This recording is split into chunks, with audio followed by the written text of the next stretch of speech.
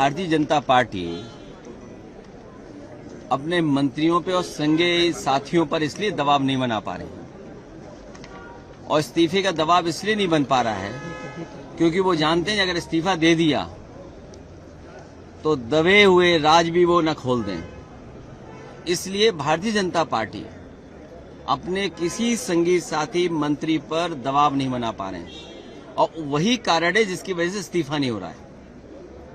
इस्तीफा देने वाले कहीं दबे हुए राज न खोल दें, इसलिए किसी का इस्तीफा नहीं हो रहा है। और जो कल छात्रों के साथ, युवाओं के साथ हुआ है, कोई कल्पना नहीं कर सकता था कि आजादी के बाद इस तरह का व्यवहार किसी सरकार ने किया हो। सर पर चोट है, आंसू गैस के गोले चले, लोगों के सर पे टांके आए हैं, पैरों की हड्डी टूटी है, हाथ की हड्डी टूटी है या टांके आए हैं। कई बच्चे जो दूर दूर से चल करके आए हैं, जिन्हें दिल्ली का रास्ता नहीं पता था, केवल सरकार के खिलाफ नाराज होकर के आए थे, उनके साथ जो व्यवहार हुआ है।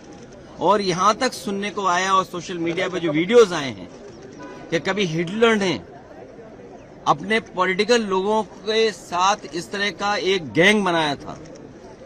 लगता है इस तरह के लोग थे जो प्राइवेट ड्रेस में थे और लाठी लेकर के लोगों को मार रहे थे। कभी हिटलर ने बनाया था और आज हम लोग भारतीय जनता पार्टी की सरकार में देख रहे हैं।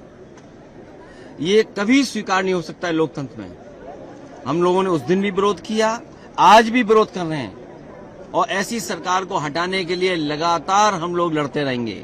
और हम तो सरकार से आग्रह करेंगे, आंदोलनकारियों को क्यों हटाते हो? सम्मान के साथ खुद ही छोड़ दो अपनी कुर्सी।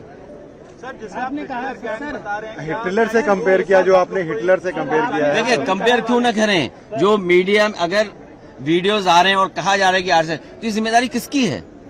सरकार की जिम्मेदारी है सच्चाई को बाहर लाना। क्या सरकार उसमें भी शामिल है वीडियो चलवाने में? क्या अगर वीडियोस आ रहे हैं सोशल मीडिया पर, मैं आपको भेज सकता हूं, अगर आप कहें तो आपको भेज दूं मैं। तो कंट्रोल किसके पास है? अगर सरकार ऐसे चलने क्यों दे रही है? अगर सरकार की बदनामी हो रही है और सरकार की लाठी से ही छात्रों का, नौजवानों का, युवाओं का सर फूट रहा है, आंसू गैस गोले चल रहे हैं, आप करंट लगा रहे हो, किसने नहीं देखा, किसको नहीं समझा? और दुर्भाग्य देखिए क्या है कि कई मीडिया के लोगों को वहां खड़ा होने पर भी उनको भी विरोध का सामना करना पड़ रहा है। इसलिए कम से कम आप लोग भी तो क्रेडिबिलिटी थोड़ा बचाओ। और जो डॉक्टर्स, जो वीडियो मैंने भी पोस्ट किया है, डॉक्टर्स क्या बता रहे हैं कि सर खुले हुए आए लोगों के, बच्चों के। क्या इसीलिए सरकार बनी थी? इसलिए इनका नारा था सबका साथ सबका विकास। यही सबका साथ है और यही युवाओं के लिए संदेश है और यही विकसित भारत है, यही अमृत काल है। क्या यही विश्वगुरु बनने का रास्ता है? क्या आप छात्रों पर लाठी मारेंगे, आप नौकरी नहीं देंगे? और अगर नीट में हेरा फेरी हुई है, नीट का पेपर लीक हुआ है, तो किसकी जिम्मेदारी थी? इस सरकार की जिम्मेदारी थी और सरकार ने स्वीकार किया, इसीलिए तो नीट एग्जाम दोबारा किया। और ये केवल दिल्ली में नहीं हो रहा है, देश में जहां जहां भारतीय जनता पार्टी की सरकार है वहां पेपर लीक हो रहे हैं। और यूपी में तो 20 पेपर लीक हुए हैं, एक के बाद एक, और लगातार पेपर लीक हुए हैं। इसकी जिम्मेदारी किसकी है? इसलिए भारतीय जनता पार्टी अपने संगी साथी मंत्रियों पर कोई दबाव नहीं बना पा रही है, क्योंकि वो जानती है कि जिस समय उन पर दबाव बनाकर इस्तीफा लेंगे तो दबे खुचे राज भी वो मंत्री लोग खोल देंगे। सर, क्या है दबा खुचा राज जो आप बार बार कह रहे हैं? कुछ तो हो गए, नहीं तो इस्तीफा क्यों नहीं दे रहे हैं? जब आप खुद दोबारा करा रहे हैं, आप परीक्षा दोबारा क्यों करा रहे हैं? इसीलिए करा रहे हैं कि पेपर लीक हुआ है। तो आप तो खुद ही स्वीकार कर रहे हैं कि पेपर लीक हुआ है। अगर पेपर लीक वाले पकड़े गए हैं, वो किन के साथी हैं, किन के संगी साथी हैं? सर, मीटिंग चाहते हैं क्या इस मुद्दे पे? सदन की नहीं चला, चर्चा की मांग कर रहे हैं। चर्चा हो और बात तो साफ हो। अच्छा, मंत्री जी को क्यों रोक रखा है? मंत्री जी को क्यों नहीं हटाते हो आप? भाई पेपर लीक हुआ है, करोड़ों परिवार उससे प्रभावित हुए हैं। कि यूपी में 4 लाख बच्चों ने लिखा, लगभग देश के पैमाने पे, इतने बड़े पैमाने पे लिखा, तो कितने करोड़ परिवार हो गए? तो आप क्यों स्वीकार नहीं कर रहे हैं? और क्या दबाव है जिसकी वजह से आप इस्तीफा नहीं ले पा रही हैं? बताइए। आप आंदोलनकारियों को हटा रहे हो, मीटिंग में प्रधानमंत्री जी की तरफ से कहा गया कि सख्त एक्शन लिया गया है, नीट एग्जाम में जो भी दोषी है उनको गिरफ्तार भी किया गया है और ये कलेक्टिव रिस्पॉन्सिबिलिटी है, तो किससे क्या कहेंगे? ये कलेक्टिव रिस्पॉन्सिबिलिटी कैसे हो सकती है? ये सरकार की जिम्मेदारी है कि पेपर लीक ना हो।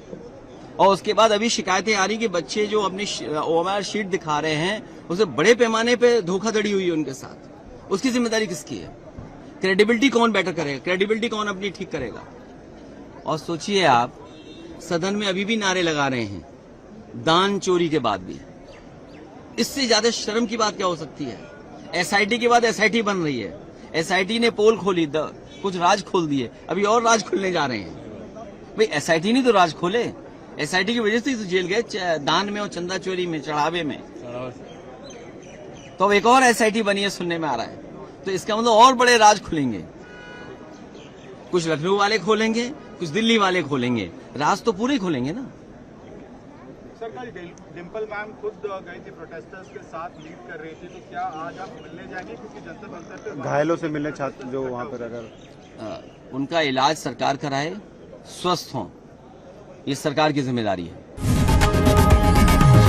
लोकशाही मराठी ऐका, पहा, जागरूक रहा।